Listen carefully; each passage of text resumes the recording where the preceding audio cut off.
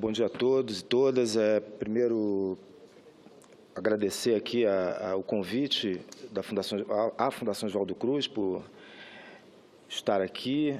Agradecer em especial ao presidente do Senado, o senador Renan Calheiros, ao senador Lazier, cumprimentar o ministro Marcelo Castro, cumprimentar Lúcia Brix e a doutora Adriana.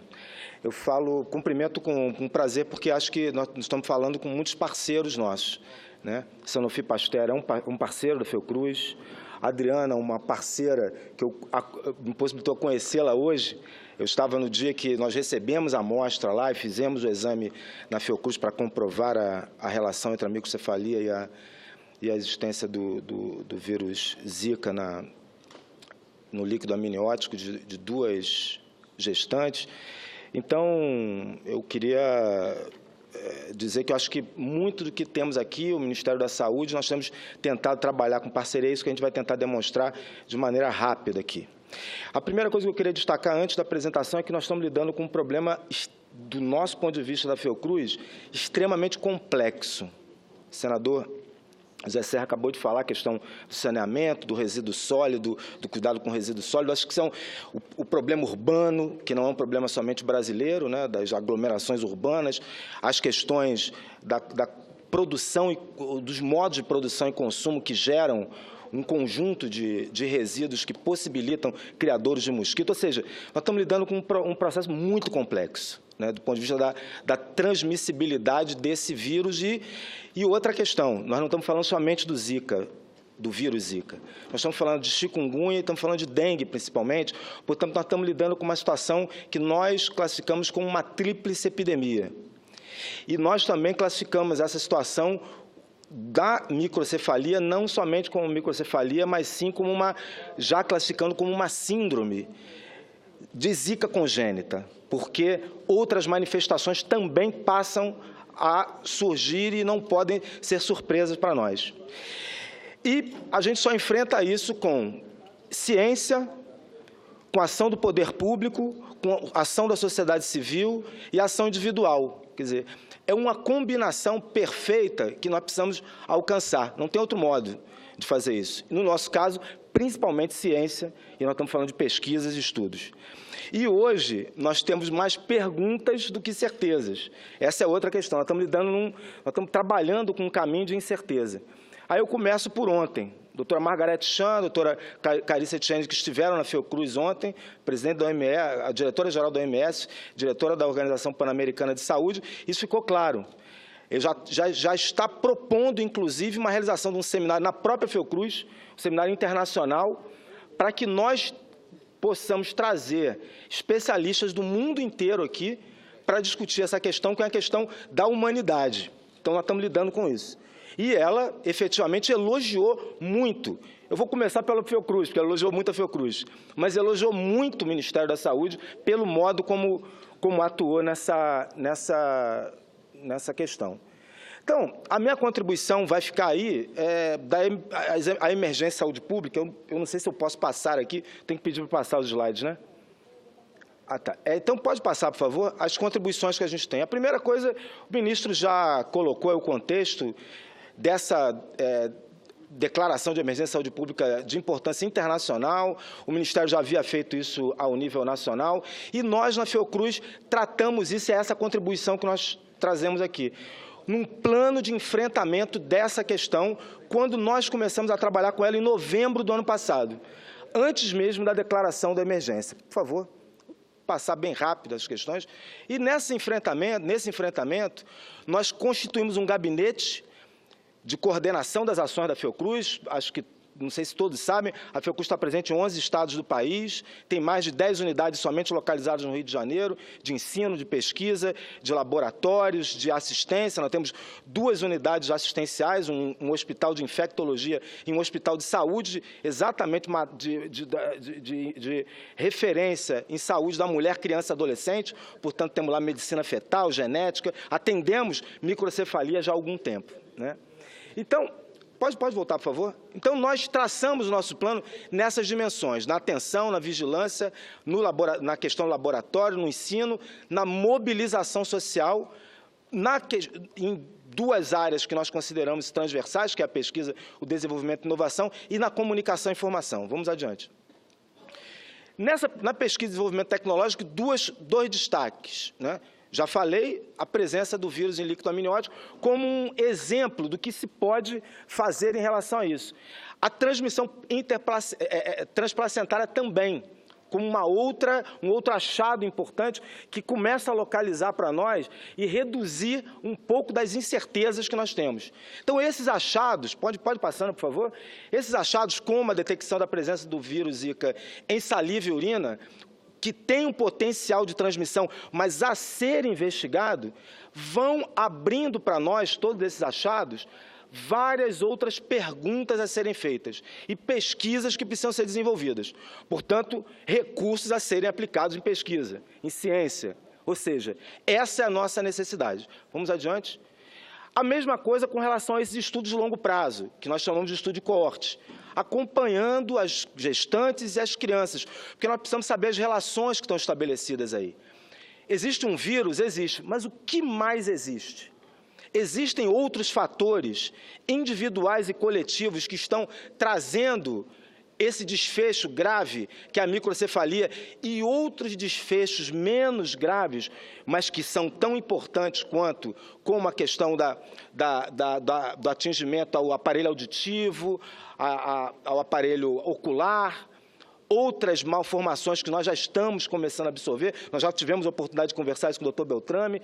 Quer dizer, nós precisamos investigar isso, e essa investigação se dá pelo acompanhamento dessas gestantes, quando se descobre alguma malformação ou alteração, e das crianças.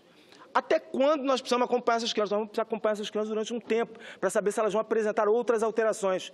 Esses estudos precisam ser realizados, são estudos longitudinais, né?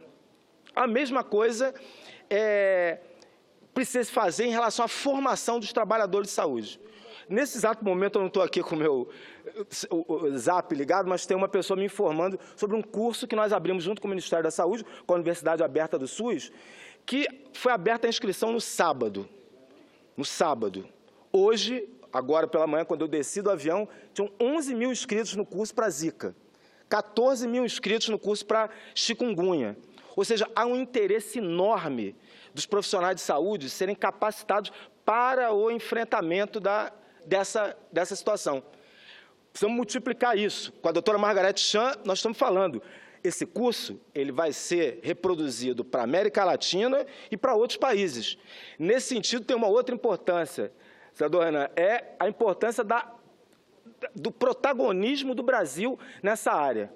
E aí não é um protagonismo por orgulho, é um protagonismo pela necessidade que temos de encontrar respostas que não se bastam no território nacional.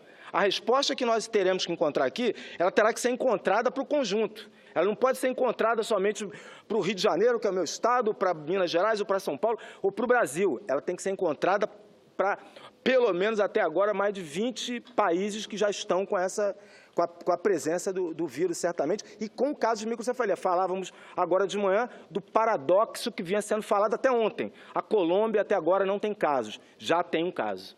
Ou seja, basta aguardar que essas questões vão acontecendo, né? Então, esse tipo de ação ela é essencial. Pesquisa, ensino, referência laboratorial. Vamos adiante, por favor. A atenção clínica especializada à gestante e à criança. Essa atenção tem que ser multiprofissional. A gente precisa de fisioterapeuta, a gente precisa ter psicólogo, a gente precisa ter assistência social, precisa ter médicos muito bem capacitados para poder atender essas pessoas. E o que antes nós víamos que eram 10 casos, agora são 100, para um determinado hospital. Nós estamos falando de uma determinada unidade de saúde. Então, saber lidar com essa questão, que é uma questão que gera muito sofrimento para cada mãe, para cada família, vai ser fundamental.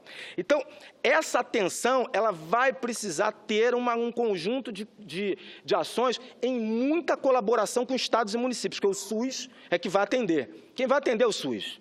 A rede privada, com certeza, também, mas quem vai atender a massa das pessoas é o Sistema Único de Saúde, e esse Sistema Único de Saúde ele tem capacidade de resposta. Só precisa ter mais sustentabilidade para conseguirmos trabalhar bem isso. Vamos adiante, eu já vou partindo aqui para a finalização.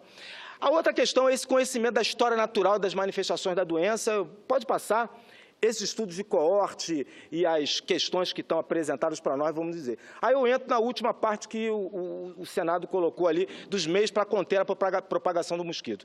Eu vou deixar aqui, fazendo propaganda, obviamente institucional, o livro que chama Dengue, Teorias e Práticas. Mas esse livro foi lançado em junho do ano passado, antes dessa história toda.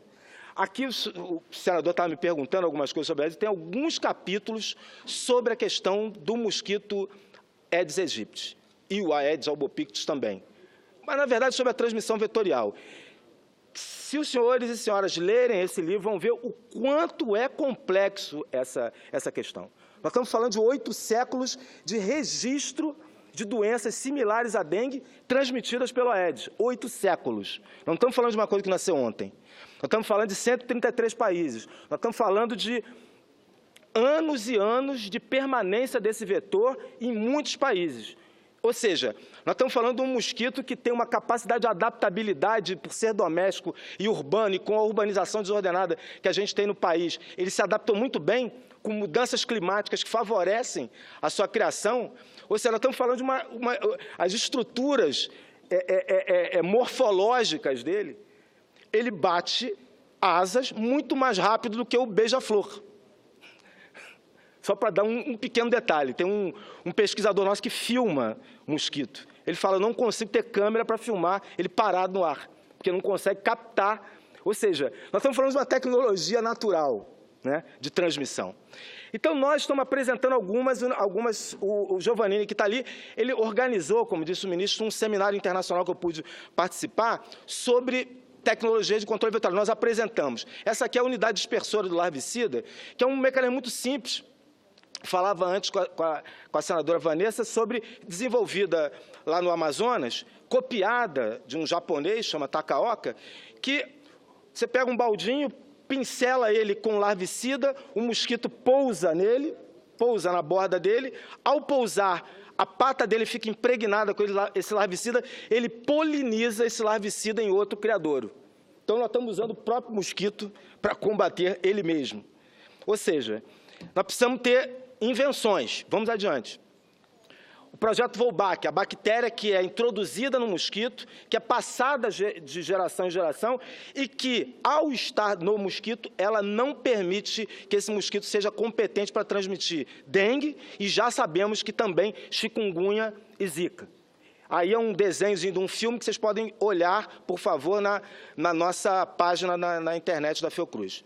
Vamos adiante, estou terminando mesmo. E a vigilância e controle vetorial. Temos também o biolarvicida, que a gente está trabalhando para conseguir introduzi-lo rapidamente, e um conjunto de ações que tem a ver com estudos de resistência a inseticidas, com estudos de tecnologia de monitoramento e vai por aí adiante. Terminando, informação e comunicação fundamental com a população. Vamos adiante. Mobilização social. Nós estamos trabalhando projetos locais nossos lá com Manguinhos, mas é preciso trabalhar isso a nível nacional.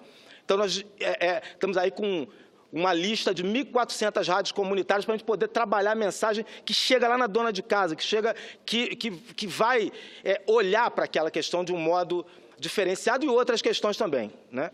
Vamos lá?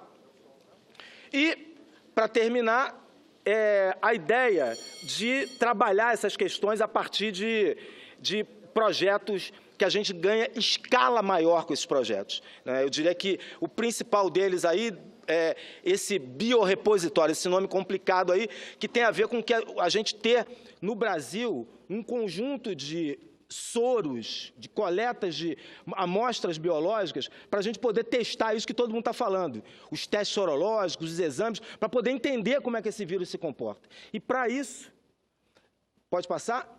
A gente está estabelecendo um conjunto de parcerias nacionais e internacionais para conseguir trabalhar isso. A nossa ideia, né, agora, essa semana, o presidente da Fiocruz, junto com uma equipe de pesquisadores, está indo no NIAID, está indo na OPAS, para exatamente fechar parcerias para desenvolver essas questões, e a ideia é que a gente possa fomentar isso cada vez mais. Então, caros amigos, senadores, a Fiocruz está à disposição. O livro fica de presente para o Senado. Sugiro que, se todos puderem comprar o livro não está doado, mas se puderem comprar, acho que é importante para nós da Fiocruz e para espalhar, disseminar conhecimento e disseminar informações. E a gente está absolutamente à disposição de todos, individualmente, coletivamente, para ofertar possibilidades, discutir questões e poder trocar ideias sobre esse tão importante tema brasileiro. Nós agradecemos a intervenção inicial do